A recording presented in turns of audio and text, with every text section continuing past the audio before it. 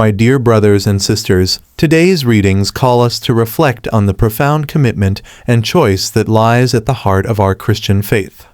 In the first reading from the book of Joshua, we hear the great leader gather the people of Israel and challenge them to make a choice. If it does not please you to serve the Lord, decide today whom you will serve. This stark choice between serving the Lord or serving other gods is a defining moment in the life of God's people, as they are called to commit themselves fully to the one true God.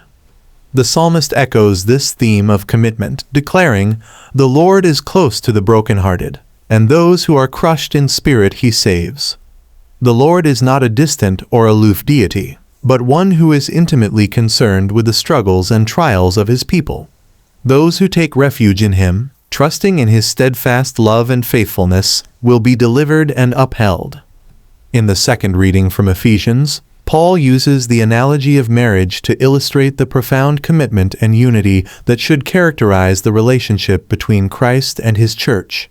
Just as a husband and wife are called to submit to one another and love each other sacrificially, so too are we, the church, called to submit to Christ and to be nourished and sanctified by his love. Finally, in the Gospel of John, we hear the words of Jesus, who asks his disciples, "Do you also want to leave?" This is a pivotal moment, as many of his followers struggle with the difficult teachings he has presented.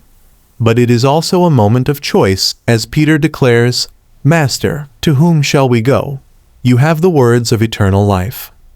My brothers and sisters, these readings challenge us to make a choice to serve the Lord wholeheartedly, to take refuge in his unfailing love, and to commit ourselves fully to Christ and his church. This is not an easy choice, for it requires us to turn away from the allure of other gods and to embrace a life of self-sacrifice and surrender.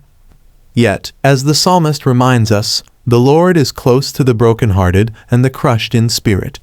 He is the one who saves and delivers, the one who nourishes and sanctifies us through his love. When we choose to serve him, to trust in him, and to be united with him, we find the true and lasting fulfillment that our souls crave.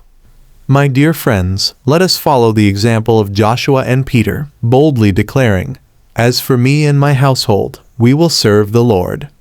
Let us commit ourselves to Christ, the source of eternal life, and let us be nourished by his love, which sustains us and transforms us, enabling us to become living witnesses of his grace and truth.